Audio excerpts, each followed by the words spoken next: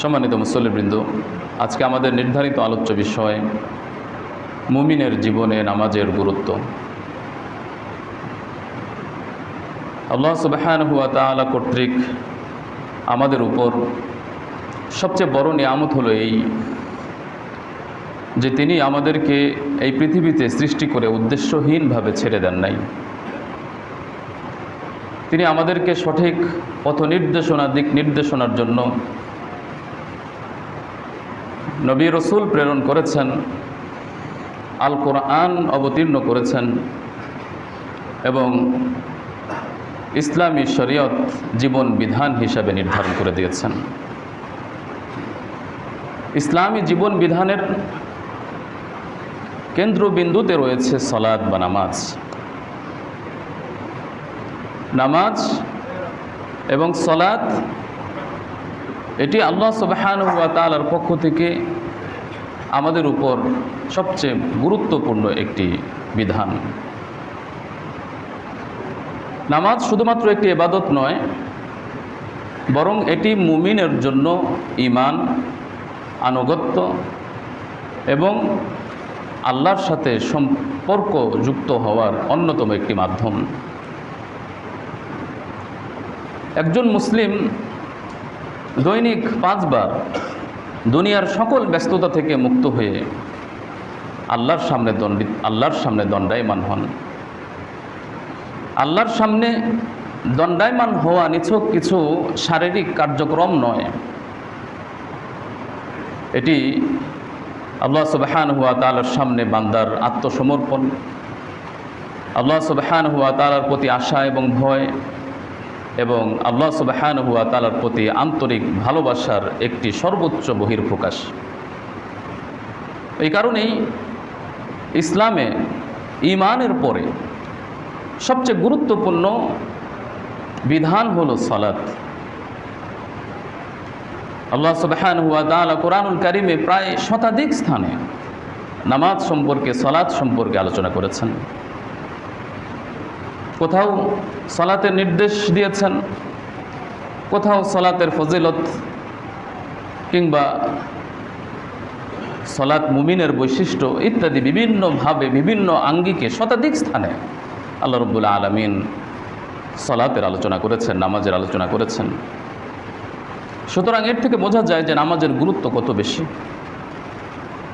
কোরআনুল কারীমে কোনো বিধান অপরিহার্য হওয়ার জন্য একবার উল্লেখ করাই যথেষ্ট, কিন্তু আল্লাহ রাব্বুল আলামিন সালাতের গুরুত্ব বোঝাতে গিয়ে প্রায় শতাধিক স্থানে সালাতের আলোচনা করেছেন।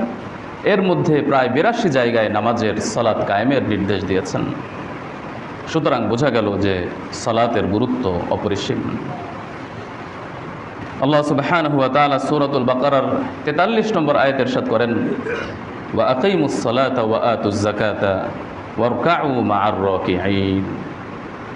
তোমরা সালাত কায়েম করো, যাকাত আদায় করো এবং রুকুকারীদের সাথে রুকু করো, অর্থাৎ জামাতের সাথে সালাত আদায় করো। রাসূলুল্লাহ সাল্লাল্লাহু আলাইহি ওয়াসাল্লামের সমগ্র জীবনে রাসূল সাল্লাল্লাহু আলাইহি ওয়াসাল্লামের সমগ্র জীবনের দাওয়াত ছিল মানুষকে তাওহীদ শিক্ষা দেওয়ার পাশাপাশি সালাত শিক্ষা দেওয়া, নামাজের গুরুত্ব প্রদান করা, গুরুত্ব বোঝানো। এই কারণে রাসূল সাল্লাল্লাহু আলাইহি ওয়াসাল্লাম যখন নবুয়ত প্রাপ্ত হয়েছেন তখনই তিনি সালাতের নির্দেশ দিয়েছেন। যখন কোনো উপদেশ বা বক্তৃতা দিতেন তখনই নামাজের কথা স্মরণ করিয়ে দিতেন। বিদায় হজের ভাষণে বা গুরুত্বপূর্ণ যে কোনো সমাবেশে রাসূল সাল্লাল্লাহু আলাইহি ওয়াসাল্লাম মুমিন মুসলমানদেরকে নামাজের ব্যাপারে সচেতন করেছেন, নামাজের ব্যাপারে গুরুত্ব আরোপ করেছেন। এমনকি রাসূলুল্লাহ সাল্লাল্লাহু আলাইহি ওয়াসাল্লাম জীবনের অন্তিম মুহূর্তে মৃত্যু শয্যায় শায়িত, তার শ্বাসকষ্ট শুরু হয়ে গিয়েছে, কথা বলতে পারছিলেন না। সেই নাজুক পরিস্থিতিতেও তিনি সর্বশেষ যে উপদেশ মুসলিম উম্মাকে দিয়ে গিয়েছেন তা হলো আসসালাত আসসালাত ওয়া মা মালাকাত আইমানুকুম। সালাত সালাত, নামাজ নামাজ, নামাজের ব্যাপারে যত্নশীল হও। সালাতের ব্যাপারে যত্নশীল হও। রাসূল সাল্লাল্লাহু আলাইহি ওয়াসাল্লামের সর্বশেষ উপদেশ এটাই ছিল। সুতরাং নামাজ মুমিনের জীবনে গুরুত্বপূর্ণ অপরিহার্য একটি অংশ। এজন্য নামাজ আমাদেরকে যথাযথভাবে সময় মতোই আদায় করতে হবে। প্রাপ্তবয়স্ক বিবেকবান জ্ঞানী মুসলিম পুরুষের উপর এবং হায়েজ নেফাস থেকে মুক্ত পবিত্র নারীর উপর, মুসলমান নরনারীর উপর দৈনিক 5 ওয়াক্ত নামাজ আল্লাহ রাব্বুল আলামিন ফরজ করে দিয়েছেন। দৈনিক 5 ওয়াক্ত নামাজ এমন একটি বিধান যা কোরআন এবং সহিহ সুন্নাহর মাধ্যমে প্রমাণিত। কোরআনুল কারীমে আল্লাহ রাব্বুল আলামিন নামাজের ব্যাপারে সুস্পষ্ট দিক নির্দেশনা এবং নির্দেশ দিয়েছেন। নামাজের 5 ওয়াক্ত সময়ের ব্যাপারে ইঙ্গিত দিয়েছেন। আর রাসূলুল্লাহ সাল্লাল্লাহু আলাইহি ওয়াসাল্লাম আল্লাহর সেই নামাজের নির্দেশকে প্রায়োগিকভাবে তিনি দেখিয়ে দিয়েছেন যে কিভাবে তা বাস্তবে পালন করতে হবে। এবং রাসূলুল্লাহ সাল্লাল্লাহু আলাইহি ওয়াসাল্লাম ব্যাখ্যা করে দেখিয়েছেন যে নামাজের সেই 5টি সময় কখন কিভাবে সেটি আদায় করতে হবে। এভাবে কোরআনুল কারীমের আয়াত, রাসূল সাল্লাল্লাহু আলাইহি ওয়াসাল্লামের সুন্নাহ, তার বক্তব্য এবং তার প্রায়োগিক নির্দেশনা ইত্যাদির সমন্বয়েই পূর্ণাঙ্গ নামাজের বিধান পরিপূর্ণরূপে বাস্তবায়িত হয়েছে। সম্মানিত মুসল্লিবৃন্দ, কোরআনুল কারীম মূলনীতি বা ভিত্তিমূল, আর রাসূল সাল্লাল্লাহু আলাইহি ওয়াসাল্লামের বক্তব্য বা সুন্নাহ বা তার হাদিস হলো তার ব্যাখ্যা বা তার বাস্তবিক প্রয়োগ। আল্লাহ রাব্বুল আলামিন কোরআনুল কারীমে অনেক বিধানকে অস্পষ্টভাবে শুধুমাত্র বর্ণনা করে দিয়েছেন এবং তার বিস্তারিত বিবরণের দায়িত্ব রাসূল সাল্লাল্লাহু আলাইহি ওয়াসাল্লামের উপর ন্যস্ত করেছেন। কোরআনুল কারীমে আল্লাহ রাব্বুল আলামিন প্রায় 82 জায়গায় নামাজের নির্দেশ দিয়েছেন, সালাত কায়েম করুন। কিন্তু সালাত কিভাবে কায়েম করতে হবে, এর বাস্তবিক প্রয়োগ এবং তার ব্যাখ্যা, তার কার্যপ্রণালী, তার শুরু ও শেষ, তার ধারাবাহিকতা, কোন রকমে কিভাবে কোন দোয়া দুরূদ পড়তে হবে, এর বিস্তারিত দিক নির্দেশনা, প্রায়োগিক পদ্ধতি এবং ব্যাখ্যা রাসূল সাল্লাল্লাহু আলাইহি ওয়াসাল্লাম প্রদান করেছেন। কোরআনুল কারীমে শুধুমাত্র বলা হয়েছে নামাজ কায়েম করো। নামাজ কিভাবে কায়েম করতে হবে কোরআন তা বলেনি। কোরআনুল কারীমে আল্লাহ রাব্বুল আলামিন বলেছেন কিয়াম করো। কিয়াম কিভাবে করতে হবে? কোরআনুল কারীমে এসেছে রুকু করো, কোরআনুল কারীমে এসেছে সেজদা করো। কিন্তু রুকু কাকে বলে, রুকু কিভাবে করতে হবে, সেজদা কাকে বলে, সেজদা কিভাবে করতে হবে, এর কোনো বিশ্লেষণ ব্যাখ্যা কোরআনে আসেনি। এর দায়িত্ব আল্লাহ রাব্বুল আলামিন রাসূল সাল্লাল্লাহু আলাইহি ওয়াসাল্লামকে দিয়েছেন। কোরআনুল কারীমে এসেছে রুকু করো, সেজদা করো, কিয়াম করো, কিন্তু কোন ধারাবাহিকতায় করবে? আগে রুকু করবে, সেজদা করবে, নাকি কিয়াম করবে? কোথায় কেরাত কিভাবে পড়বে, দোয়া দরুদ কোথায় কিভাবে কতটুকু পড়বে, এবং কোন ওয়াক্তের নামাজ কত রাকাত হবে, এই সব কিছু রাসূল সাল্লাল্লাহু আলাইহি ওয়াসাল্লাম দেখিয়ে দিয়েছেন, সাহাবীদেরকে শিখিয়েছেন এবং তার বক্তৃতার মাধ্যমে সাহাবীদেরকে শিক্ষা দিয়েছেন। তো সুতরাং আল্লাহ সুবহানাহু ওয়া তাআলা বিধান দিয়েছেন মূলনীতি আকারে, পাশাপাশি রাসূল সাল্লাল্লাহু আলাইহি ওয়াসাল্লামকে নির্দেশনা দিয়েছেন আমার দেওয়া বিধানকে আপনি ব্যাখ্যা করুন, মানুষদেরকে বুঝান। অপরদিকে সমস্ত উম্মাহকে আল্লাহ রাব্বুল আলামিন এই নির্দেশনা দিয়েছেন রাসূল যা বলে, যা করে, যা করণীয় করতে বলে এবং যা বর্জনীয় বর্জন করতে বলে তোমরা তা মেনে নাও। কোরআনের বিধানকে একে তো আল্লাহ রাব্বুল আলামিন রাসূল সাল্লাল্লাহু আলাইহি ওয়াসাল্লামকে ব্যাখ্যা বিশ্লেষণ করার জন্য নির্দেশ দিয়েছেন, আর অপরদিকে সমস্ত উম্মাহকে রাসূলের ব্যাখ্যাকে গ্রহণ করার নির্দেশনা দিয়েছেন। আল্লাহ সুবহানাহু ওয়া তাআলা সূরাতুন নাহলের ৪৪ নম্বর আয়াতে ইরশাদ করেন, ওয়া আনজালনা ইলাইকা যিকর, হে নবী আমি আপনার নিকট কোরআন নাজিল করেছি, লিতুবাইয়িনা লিন-নাস, যেন আপনি মানুষের সামনে কোরআনের বিধানকে, মা নুজ্জিলা ইলাইহিম, তাদের জন্য যে বিধান নাজিল করা হয়েছে সেই বিধানকে যেন আপনি লিতুবাইয়িনা, মানুষের সামনে বিশদ বিবরণ দিয়ে বুঝিয়ে দেন। আমি আপনার নিকট কোরআন নাজিল করেছি, আপনার দায়িত্ব হলো আপনি মানুষদেরকে কোরআনে অবতীর্ণকৃত বিধানকে সুস্পষ্টভাবে বিশ্লেষণ করে প্রায়োগিকভাবে বা যেভাবে বোঝানো দরকার সেভাবে আপনি মানুষদেরকে বুঝিয়ে দেন। অপরদিকে সমস্ত উম্মাকে আল্লাহ রাব্বুল আলামিন এই নির্দেশনা দিয়েছেন যে রসুল যে ব্যাখ্যা বিশ্লেষণ করে তা তোমরা মেনে নাও। সূরাতুল হাশরের ৭ নম্বর আয়াতে আল্লাহ তাআলা বলেন, ওয়ামা আতাকুমুর রসুল, রসুল তোমাদেরকে যা দেন, যা বলেন সেটাকে তোমরা ফাখুযুহু, গ্রহণ করো, ওয়ামা নাহাকুম আনহু, এবং রসুল তোমাদেরকে যে বিষয়ে নিষেধ করেন, যে বিষয়টি না করতে বলেন, ফান্তাহু, সেই বিষয় থেকে তোমরা বিরত থাকো। তাহলে আমাদের দায়িত্ব হলো কোরআনের বিধানকে গ্রহণ করা এবং কোরআনের সেই বিধানকে রাসূল সাল্লাল্লাহু আলাইহি ওয়াসাল্লাম যেভাবে শিক্ষা দিয়েছেন সেই পদ্ধতিকে গ্রহণ করা, কার্যপ্রণালী এবং কর্মপদ্ধতিকে গ্রহণ করে নেওয়া। যদি আমরা এভাবে কোরআনের প্রত্যেকটি বিধানকে সুন্নাহের আলোকে গ্রহণ করতে পারি তাহলেই আমরা সঠিক ব্যাখ্যা, সঠিক বিধান পাব। আর যদি আমরা কোরআনকে গ্রহণ করি হাদিস ছাড়া, সহিহ হাদিস ছাড়া, এমনিভাবে আমরা যদি শুধুমাত্র হাদিস গ্রহণ করি কোরআন ছাড়া, তাহলে কোরআনের সঠিক বিধান বা আল্লাহর সঠিক বিধান আমরা পাব না। এজন্য আল্লাহ সুবহানাহু ওয়া তাআলার সঠিক বিধান পাওয়ার জন্য তার নাজিলকৃত কোরআনকে যেভাবে গ্রহণ করতে হবে ঠিক তেমনিভাবে রাসূল সাল্লাল্লাহু আলাইহি ওয়াসাল্লামের সহিহ সুন্নাহ এবং সহিহ ব্যাখ্যা ও হাদিসও গ্রহণ করতে হবে। সম্মানিত মুসলিমবৃন্দ, আল্লাহ সুবহানাহু ওয়া তাআলা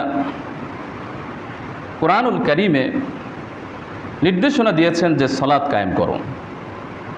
যেমন সূরা বাকারার 43 নম্বর আয়াতটি উল্লেখ করেছে, ওয়া আকিমুস সালাতা ওয়া আতুজ যাকাতা ওয়ারকাউ মা'আর রাকিঈন, তোমরা সালাত কায়েম করো, যাকাত আদায় করো, রুকুকারীদের সাথে রুকু করো। এখানে নামাজের নির্দেশনা এসেছে। কোরআনুল কারীমের বিভিন্ন আয়াতে আল্লাহ রাব্বুল আলামিন নামাজের ওয়াক্তের দিকে ইঙ্গিত করেছেন যে নামাজের কয়েকটি ওয়াক্ত আছে, আর তা হলো সহিহ সুন্নাহর আলোকে এবং হাদিসের আলোকে আমরা তা জানতে পারি, তা হলো 5 ওয়াক্ত নামাজ। এই ব্যাপারে আল্লাহ রাব্বুল আলামিন কোরআনুল কারীমে ইরশাদ করেন, সূরা বনী ইসরাঈলের 78 নম্বর আয়াতে আল্লাহ তাআলা বলেন, ওয়া আকিমিস সালাতা লিদুলুকি শামসি ইলা গাসাকিল লাইল ওয়া কুরআনাল ফাজর ইন্না কুরআনাল ফাজরি কানা মাশহুদা। আল্লাহ সুবহানাহু ওয়া তাআলা ইরশাদ করেন, সালাত কায়েম করো লিদুলুকি শামসি, সূর্য পশ্চিম দিগন্তে ঢলে যাওয়ার সময় থেকে নিয়ে ইলা গাসাকিল লাইল, রাত্রের অন্ধকার পর্যন্ত। এই সময় জোহর এবং এশা, জোহর, আসর, মাগরিব, এশা, এই সময়ের মধ্যে এই 4 ওয়াক্ত নামাজের বিষয়টি এসে গিয়েছে। কারণ আল্লাহ তাআলা বলেছেন যে সূর্য যখন পশ্চিম দিগন্তে ঢলে যায় তখন থেকে নিয়ে রাত্রের গভীর হওয়া পর্যন্ত, অন্ধকার হওয়া পর্যন্ত তোমরা সালাত কায়েম করো। সুতরাং এই সময়ের মধ্যে 4 ওয়াক্ত নামাজ এসে গিয়েছে, জোহর, আসর, মাগরিব এবং এশা। ওয়া কুরআনাল ফাজরি, এবং ফজরের কোরআন, কোরআন দ্বারা এখানে সালাত উদ্দেশ্য হতে পারে। আর ফজরের সালাত কায়েম করো, ওয়া কুরআনাল ফাজরি ইন্না কুরআনাল ফাজরি কানা মাশহুদা, কারণ ফজরের তেলাওয়াতের সময়, ফজরের কোরআন পাঠের সময় অথবা ফজরের নামাজের সময় ফেরেশতারা উপস্থিত হয়ে থাকেন। তো সুতরাং এইভাবে এই আয়াতে 5 ওয়াক্ত নামাজের ওয়াক্তের দিকে ইঙ্গিত করা হয়েছে। ঠিক তেমনিভাবে সূরাতুর রুমের 17 এবং 18 নম্বর আয়াতে আল্লাহ সুবহানাহু ওয়া তাআলা ইরশাদ করেন, ফাসুবহানাল্লাহি হিনা তুমসুন ওয়া হিনা তুসবিহুন, তোমরা আল্লাহ তাআলার মহিমা, পবিত্রতা বর্ণনা করো তাফসীর কারকগণ বলেন যে এর দ্বারা উদ্দেশ্য হলো সালাত কায়েম করো। কখন? হিনা তুমসুন, যখন সন্ধ্যা হয়। আরবিতে সন্ধ্যা ব্যাপক, সন্ধ্যা এবং সন্ধ্যার পরে আরও কিছু সময়, রাত্রের প্রথম অংশ। তো সুতরাং এখানে মাগরিব এবং এশার নামাজের দিকে ইঙ্গিত এসেছে। ওয়াহিনা তুসবিহুন, এবং যখন সকাল অতিক্রম করো, এখানে ফজরের দিকে ইঙ্গিত এসেছে। ওয়া আশিয়ান, এবং যখন তোমরা বিকালে উপনীত হও, এখানে আসরের দিকে ইঙ্গিত এসেছে। ওয়াহিনা তুজহিরুন, এবং যখন তোমরা দুপুর অতিক্রম করো, অর্থাৎ জোহরের ওয়াক্ত। এভাবে আল্লাহ রাব্বুল আলামিন কোরআনুল কারীমে নামাজের নির্দেশ দিয়েছেন, নামাজের ওয়াক্তের দিকে ইঙ্গিত দিয়েছেন, রুকু করার নির্দেশনা দিয়েছেন, সেজদা করার নির্দেশনা দিয়েছেন, কিয়াম করার নির্দেশনা দিয়েছেন। কিন্তু এর বিশদ বিবরণ, ব্যাখ্যা, প্রায়োগিক পদ্ধতি রাসূল সাল্লাল্লাহু আলাইহি ওয়াসাল্লাম শিক্ষা দিয়েছেন। কারণ শুধুমাত্র কোরআন দিয়ে নামাজ বোঝা বা নামাজ আদায় করা সম্ভব নয়। অবশ্যই আমাদেরকে এর ব্যাখ্যার জন্য রাসূল সাল্লাল্লাহু আলাইহি ওয়াসাল্লামের দ্বারস্থ হতে হবে। রাসূল সাল্লাল্লাহু আলাইহি ওয়াসাল্লাম সাহাবীদেরকে আল্লাহর নির্দেশ পাওয়ার সাথে সাথে নামাজ শিক্ষা দিয়েছেন, যে নামাজ কিভাবে শুরু করতে হবে। তাকবীরে তাহরিমার মাধ্যমে রুকু করে, এরপরে কিয়াম করে, রুকু করে, সেজদা করে, সালামের মাধ্যমে কেরাত, দোয়া, দরুদ ইত্যাদি সব কিছু থাকবে। রাসূল সাল্লাল্লাহু আলাইহি ওয়াসাল্লাম সাহাবীদেরকে প্রায়োগিকভাবে, সরাসরি প্র্যাকটিক্যালি শিক্ষা দিয়েছেন, এবং যুগ পরম্পরায়, যুগের পর যুগ সেই নামাজ আমাদের পর্যন্ত এসেছে। রাসূল সাল্লাল্লাহু আলাইহি ওয়াসাল্লামের নির্দেশনা এবং নামাজ শিক্ষা দেওয়ার পরে হারামাইন শরীফাইন, মক্কাতুল মুকাররমা এবং মদিনাতুল মুনাওয়ারার মসজিদে নামাজের যে সূচনা হয়েছে, তখন থেকে নিয়ে আজ পর্যন্ত ধারাবাহিকভাবে সেই নামাজ চলে এসেছে। রাসূল সাল্লাল্লাহু আলাইহি ওয়াসাল্লাম সাহাবীদেরকে শিক্ষা দিয়েছেন, সাহাবীরা তাবিঈদেরকে শিক্ষা দিয়েছেন, তাবিঈরা তাবিঈদের শিক্ষা দিয়েছেন, শিক্ষক ছাত্রকে শিক্ষা দিয়েছেন, প্রজন্ম পরবর্তী প্রজন্মকে শিক্ষা দিয়েছেন। এভাবে প্রজন্মের পর প্রজন্ম, যুগের পর যুগ, যুগ পরম্পরায় নামাজের ধারাবাহিকতা চলে এসেছে। পৃথিবীর কোথাও রাসূল সাল্লাল্লাহু আলাইহি ওয়াসাল্লামের নামাজ শিক্ষা দেওয়ার পর থেকে নিয়ে এক ওয়াক্তের জন্য নামাজ বন্ধ থাকেনি। এমনকি মসজিদে হারাম এবং মসজিদে নববীতে বিভিন্ন সময় মহামারী, দুর্যোগ কিংবা মারামারি, লড়াই ইত্যাদির কারণে মাঝে মধ্যে নামাজের মধ্যে বিধিনিষেধ এসেছিল। সাধারণ মানুষ স্বাভাবিকভাবে নামাজ পড়তে আসতে পারেনি, বিভিন্ন দুর্যোগের কারণে, দুর্বিপাকের কারণে, যুদ্ধের কারণে। কিন্তু নামাজ বন্ধ থাকে নাই। ভিতরে যে সকল মুসল্লিরা ছিল, খাদেম ছিল, ইমাম ছিল, মুয়াজ্জিন ছিল, তারা একজন হোক, দুইজন হোক, পাঁচজন হোক, তাদেরকে নিয়ে নামাজ তারা আদায় করেছেন। সুতরাং এই ধোকায় আমাদের পড়া যাবে না যে নামাজ, আমরা যে 5 ওয়াক্ত নামাজ পড়ছি এটা সঠিক নয়, বা এরকম ওয়াসওয়াসা আমাদের অন্তরে আসতে পারে। তো সুতরাং নামাজের এই বিধানকে আমাদের গ্রহণ করতে হবে। 5 ওয়াক্ত নামাজ যথাযথভাবে যথাসময়ে আদায় করতে হবে। এটিই হলো ইসলামের নির্দেশনা। কোরআন এবং সহি হাদিস, সহি সুন্নাহ উভয়ের সমন্বয়কেই আমাদের ইসলামের বিধান, কোরআনের বিধানকে গ্রহণ করতে হবে। তাহলে আমরা সঠিক পথে থাকব, সিরাতে মুস্তাকিমের উপর অটল থাকতে পারব। সম্মানিত মুসল্লিবৃন্দ, আজকের আলোচ্য বিষয় যেহেতু নামাজের গুরুত্ব, তো নামাজের গুরুত্ব বুঝতে আমাদের কয়েকটি পয়েন্ট মনে রাখতে হবে। এর মধ্যে অন্যতম একটি পয়েন্ট হলো যে এই নামাজের বিধান আল্লাহ রাব্বুল আলামিন মেরাজের রজনীতে দিয়েছেন, অর্থাৎ 5 ওয়াক্ত ফরজ নামাজের বিধান। যদিও এর আগে নামাজের বিধান ছিল, 2 ওয়াক্ত ছিল বা নফল ছিল, ফরজ হিসাবে ছিল না, 5 ওয়াক্ত ছিল না।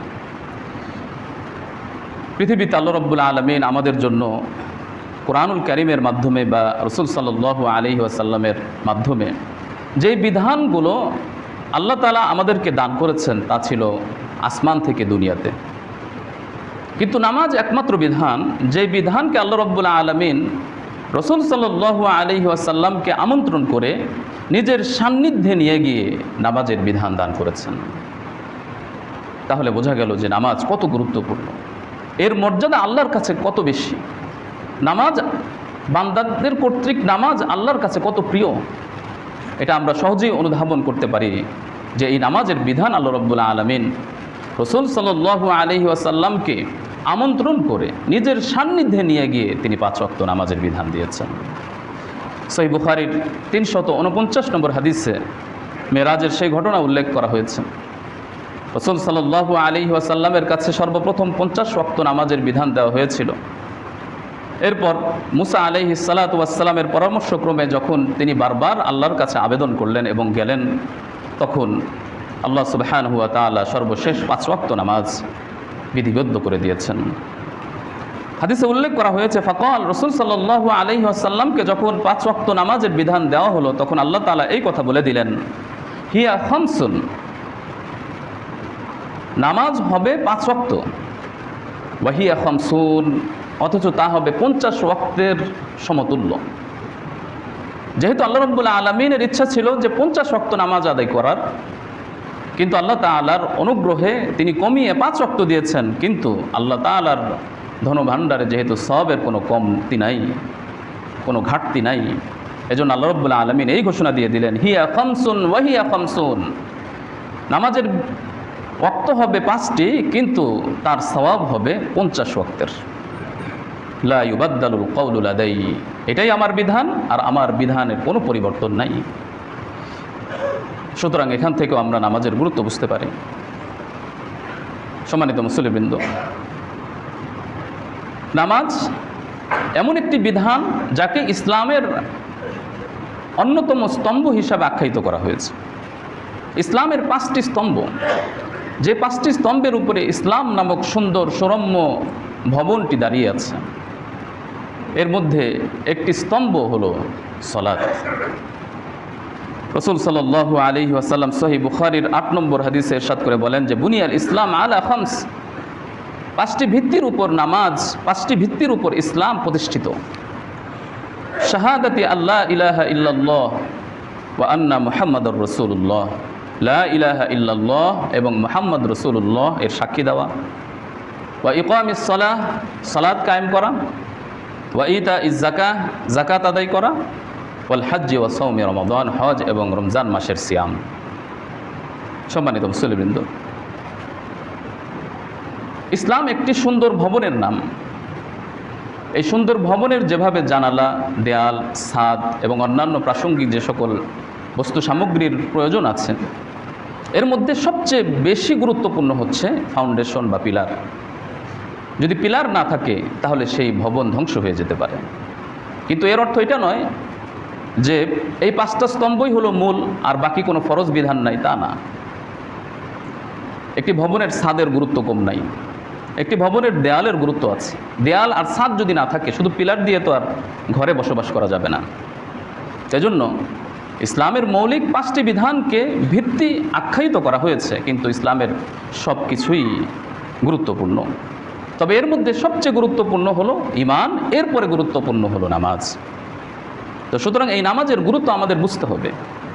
আমরা যদি মুমিন দাবি করি, মুসলিম দাবি করি, তাহলে অবশ্যই এই নামাজের গুরুত্ব বুঝতে হবে। নামাজকে যথাযথভাবে যথাসময়ে আদায় করতে হবে। যদি আমরা নামাজকে আদায় করি তাহলে ইসলামকে বহাল রাখা হবে, আর যদি আমরা নামাজকে ধ্বংস করে দিই তাহলে দ্বীনকে ধ্বংস করার নামান্তর হবে। তিরমিজির 2616 নম্বর হাদিসে রাসূল সাল্লাল্লাহু আলাইহি ওয়াসাল্লাম বলেন, রাসুল আমর আল ইসলাম, প্রত্যেকটি যত বস্তু আছে সকল বস্তুর মূল হলো ইসলাম। ওয়া উমুদুহু আস-সালাহ, এবং তার ভিত্তি হলো, তার পিলার বা ফাউন্ডেশন বা স্তম্ভ হলো সালাত। অন্য হাদিসে এসেছে, আস-সালাত ইমাদুদ্দিন, সালাত হচ্ছে দ্বীনের পিলার। মান আকামাহা ফাকাদ আকামাদ-দ্বীন, যে ব্যক্তি সে পিলারকে ঠিক রাখলো সে যেন ইসলামকে, দ্বীনকে ঠিক রাখলো। ওয়ামান হাদামাহা ফাকাদ হাদামাদ-দ্বীন, আর যে ব্যক্তি সালাত নামক পিলারকে ভেঙে দিল সে যেন দ্বীনকে ধ্বংস করে দিল।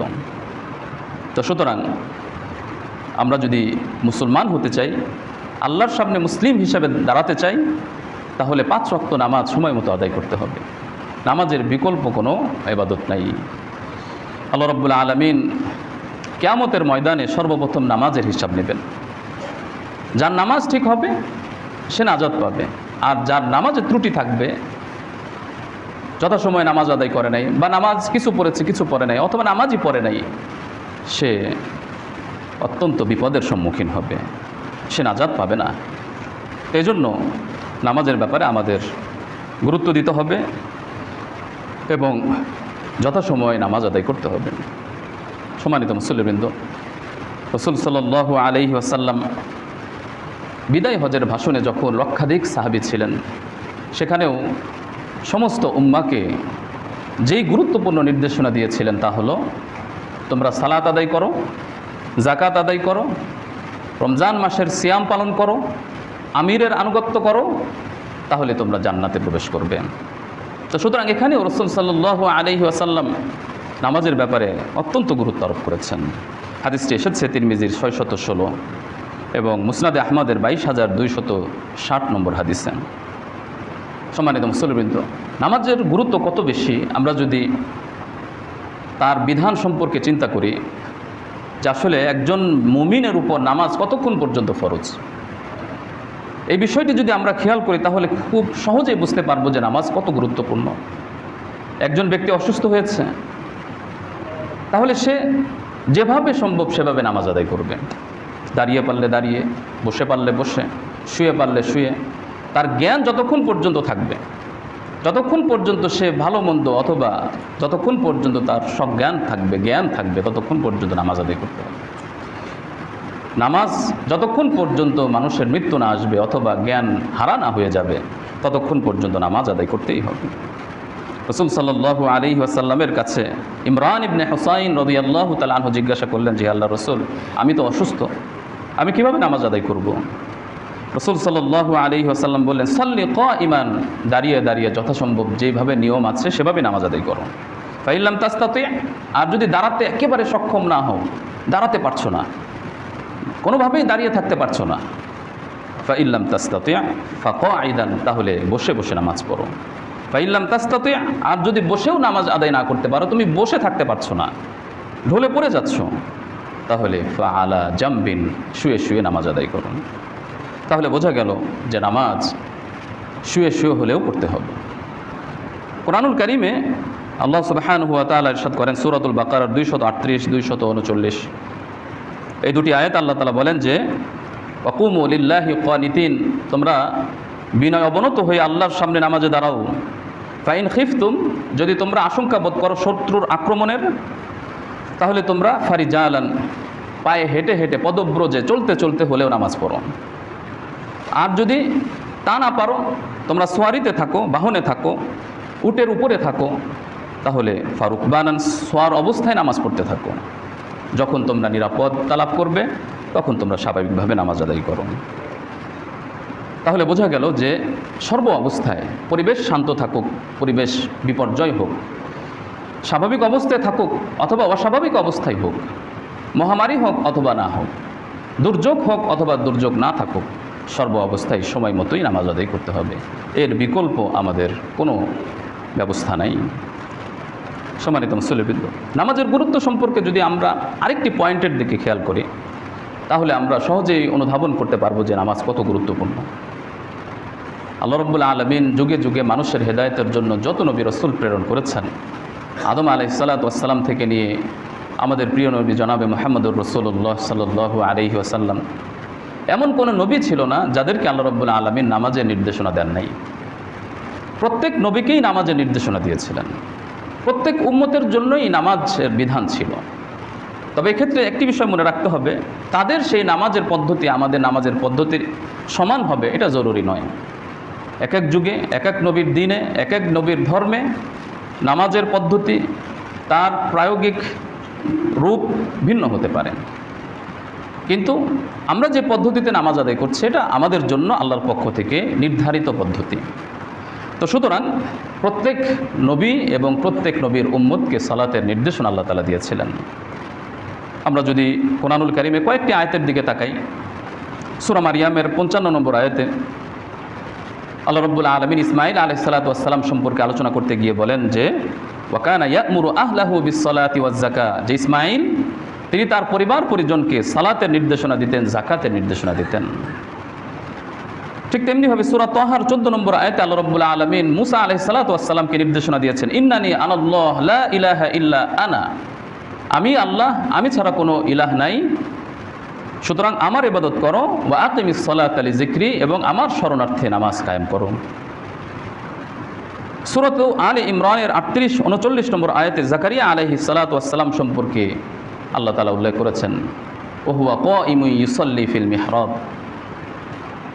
তিনি আল্লাহর কাছে দোয়া করেছিলেন যে হে আল্লাহ আমাকে একটি সন্তান দান করেন। তিনি শেষ রাত্রে তার ইবাদত গৃহে দাঁড়িয়ে দাঁড়িয়ে নামাজ আদায় করছিলেন, তখন ফেরেশতারা তার কাছে আসেন এবং ইয়াহইয়া আলাইহিস সালাতু ওয়াস সালামের সুসংবাদ দান করেন। মারইয়াম আলাইহিস সালাতু ওয়াস সালামকে সূরা আলে ইমরানের 43 নম্বর আয়াতে নির্দেশনা দিয়েছেন, ইয়া মারইয়াম কুনুতি লিরাব্বিকি ওয়াসজুদি ওয়ারকাই মা'আর রাকিঈন, হে মারইয়াম তুমি আল্লাহর আনুগত্য প্রদর্শন করো, রুকু করো, সেজদা করো, রুকুকারীদের সাথে রুকু করো। ইব্রাহিম আলাইহিস সালাতু ওয়াস সালাম সম্পর্কে আল্লাহ তাআলা সূরা ইব্রাহিমের 40 নম্বর আয়াতে ইরশাদ করেন, রব্বি জাআলনি মুকিমাস সালাহ, হে আল্লাহ আপনি আমাকে সালাত কায়েমকারী বানান, ওয়া মিন যুররিয়াতি, আমার সন্তানদেরকেও সালাত কায়েমকারী বানান। তো এখানেও সালাতের কথা এসেছে। রাসূল সাল্লাল্লাহু আলাইহি ওয়াসাল্লামের আলোচনাও এসেছে, ওয়া'মুর আহলাকা বিস-সালাহ, হে রাসূল আপনি আপনার পরিবারকে সালাতের নির্দেশ দেন, তারা যেন নামাজ আদায় করে। ঈসা আলাইহিস সালাতু ওয়াস সালাম সম্পর্কে আলোচনা এসেছে সূরা মারইয়ামে 31 নম্বর আয়াত, ওয়া জাআলানি মুবারাকান আইনামা কুনতু আওসানি বিস-সালাতি ওয়াজ-যাকাতি মা দুমতু হাইয়া, যতক্ষণ পর্যন্ত আমার দেহে প্রাণ থাকবে ততক্ষণ পর্যন্ত আল্লাহর নির্দেশ হলো সালাত কায়েম করার, যাকাত আদায় করার। এভাবে আল্লাহ সুবহানাহু ওয়া তাআলা কোরআনুল কারীমে বিভিন্ন নবী রাসূলদেরকে সালাতের নির্দেশনা দিয়েছেন। সুতরাং আমরা আজকে যে আলোচনা শুনলাম, এই আলোচনা থেকে একটি বিষয় আমরা বুঝতে পেরেছি, তা হলো নামাজ অত্যন্ত গুরুত্বপূর্ণ একটি ইবাদত। মুসলিম প্রত্যেক ব্যক্তির জন্য এটি অপরিহার্য। এজন্য আমরা যদি আল্লাহর সামনে মুসলিম হিসাবে দাঁড়াতে চাই, পরকালে আল্লাহর অনুগ্রহ লাভ করতে চাই, সালাত ত্যাগ করা যাবে না। আজ থেকে আমরা প্রতিজ্ঞাবদ্ধ হই, যারা 5 ওয়াক্ত নামাজের গাফলতি আছে আমরা এখন থেকে আর এই গাফলতি করব না। 5 ওয়াক্ত নামাজ যথাযথভাবে এবং সম্ভবপর হলে মসজিদে এসে জামাতে আদায় করব। আল্লাহ তাআলা আমাদের সকলকে বোঝার এবং আমল করার তৌফিক দান করুন, আমিন। যারা সুন্নাত পড়েনি সুন্নাত আদায় করি।